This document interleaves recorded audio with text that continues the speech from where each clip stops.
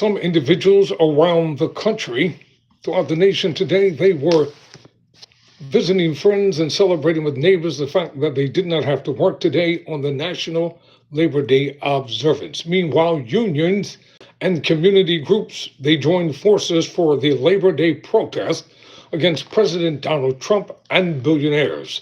Tyrone Bowman live.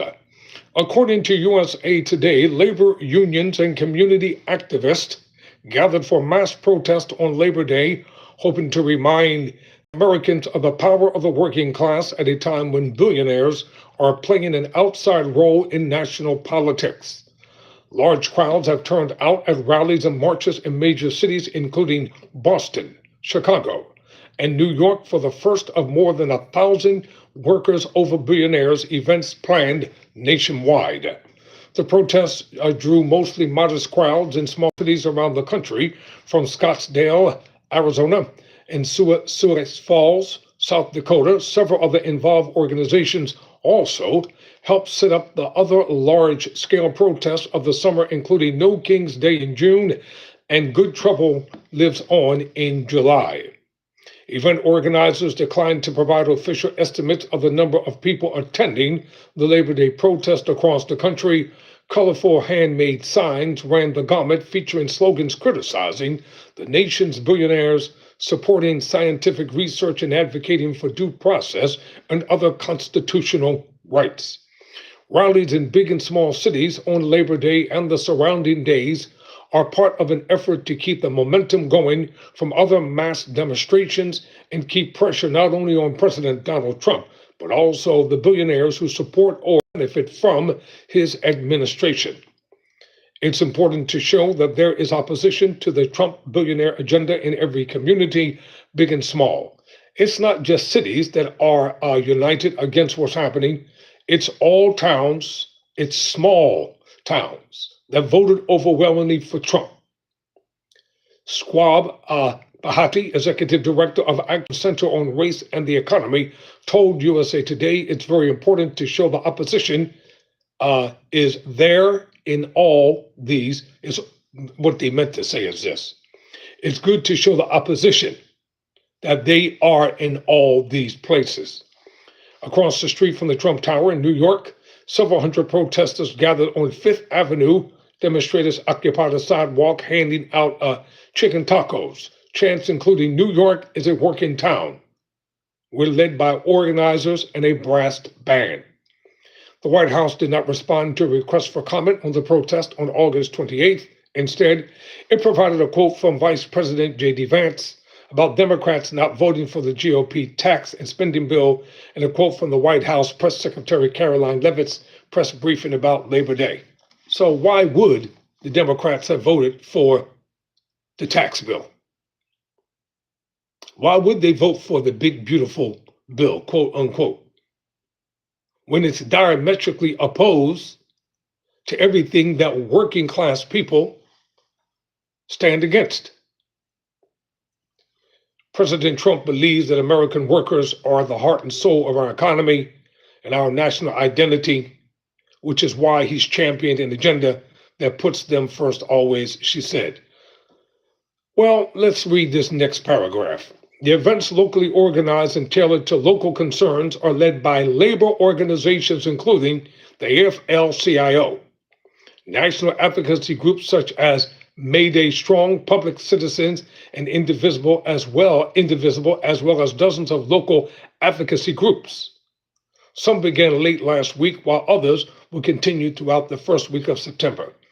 When Congress comes back in session, the Republican-led Congress, the first thing they're going to tackle and deal with is attempting to bust up the unions. So if the billionaires are supposed to be pro-union, then why are they dead set against unions advocating and fighting for everyday people and everyday workers? You can't have it both ways. Something's not adding up. Something is amiss here. Organizations across Tallahassee, Florida, held a Workers Over Billionaires protest to demand just wages, benefits, and appreciation for workers across the state's Big Bend. The protest took place on the steps of the Florida Historic Capitol Museum. The Tallahassee event hosted by a local AFL-CIO chapters, brought large crowds to Florida's capital city for the protest, including politicians, unions, and others supporting the mission. As we celebrate Labor Day, our workers, we celebrate each and every person who rolls up their sleeves and digs in to make this country great. Leon Classroom Teachers Association member Sherry G. Wanter said to the crowd, you know, remember the movie Fist? That stars Sylvester Stallone. People need to check out that movie. Everyday people, everyday workers deserve a significant raise. They deserve a better benefits package. They deserve a better medical benefits package. They deserve better sick leave days. When emergency comes up for the average family, if they take off from work to attend to an ailing child or to an ailing parent, they're penalized. They're docked. People are fired from jobs every day. Why?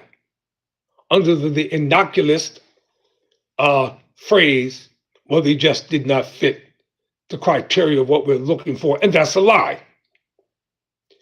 Big business is in the business of saving money,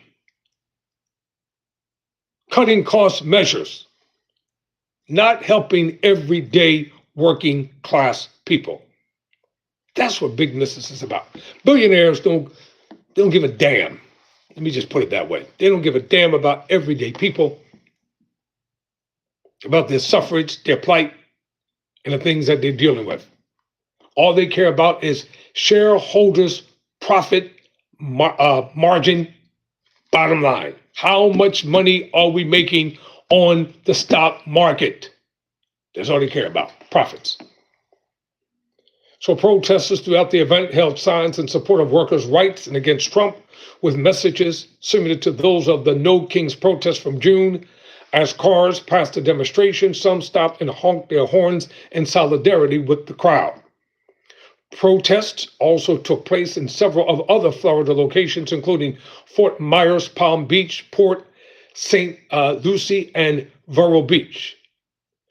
He, meaning President Trump, is just dismantling our democracy one institution at a time, Vero Beach resident Pat Holland alleged at one protest. Every time we have a demonstration, I hope that it gets bigger because people are not putting up with it. A rally in Daytona Beach drew 200 to 300 people, estimated Kelly Chakwaski, event organizer and president of Just Us Volusia. The issue is not about right versus left. Kalawaski said, it's top versus bottom. The money is at the top, and basic things that workers need are not being met. Organizers in Boston kicked off the city's first ever Labor Day parade with a rally in front of the State House, leading the crowd in chants of union power. The event, which Mayor Michelle Wu and Governor Murali attended, was followed by a march to City Hall Plaza along a powerful route that honors the victories of the past. Boston is one of almost 30 towns in Massachusetts, including on Cape Cod and Martha's Vineyard, that plan to hold Labor Day protests against President Donald Trump's administration. Meanwhile, in Chicago, Mayor Brandon Johnson joined demonstrators for a Labor Day rally and march that started at the city's High Market Memorial. A speaker told the crowd the march would take the group to Target, a Tesla dealership, and a Valor Equity Partners, which was founded by Antonio Gracias, a former high-ranking Doge volunteer. And don't forget about Elon Musk. Just because you're not hearing about him doesn't mean that he's not behind the scenes causing chaos, pandemonium, and confusion. He's still concerned about what he wants. So, when billionaires fall out, it's not like everyday people. They fall out and then they'll make up over golf course or whatever it is that they do. And the next thing you know, they're back in business together. So elsewhere in Chicago, groups including the Chicago Teachers Union and Service Employees International Union gathered at Heritage Green Park for a rally opposing Trump's threats to send federal agents to the city, the tribe reported. Demonstrators also gathered in front of the South Carolina State House ahead of a march on September 1st, according to a live stream of the event captured by local media. A demonstrator dressed in what appeared to be an orange prison jumpsuit, shackles, and a mask made to look like Senator Lindsey Graham briefly appeared on stage alongside speakers, including faith leaders and organizers, eliciting boos from the crowd. Demonstrations were planned in at least 10 South Carolina states, including Greenville, where groups gathered in the city's Unity Park from noon to 2 p.m.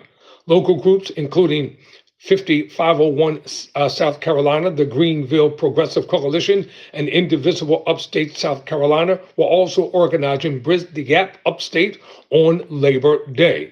That's a coordinated action to drop banners and signs from highway overpass bridges across the state while many travel the roads for the long weekend, according to an event flyer. Several of the events were designed to incorporate families and show off what unions do. Some were festivals and parades rather than marches and rallies, though hundreds of those are scheduled as well. Organized Power in Numbers Executive Director Nidi Dominguez told USA Today that organizers wanted to do something that clearly says we're in a different moment right now. And out communities are hurting, and we have to be turning out and showing up for each other at this moment more than ever. Organizers in Madison, Wisconsin were hosting Labor Feast or Labor Fest 2025 on Madison Labor Temple grounds, featuring live music, food trucks, and children's events, as well as a collection drive for students and families who are homeless. In Shoreline, Washington, organizers touted a sign waving and a march, as well as a back-to-school drive to collect supplies for local students. This is a time for unity, ladies and gentlemen.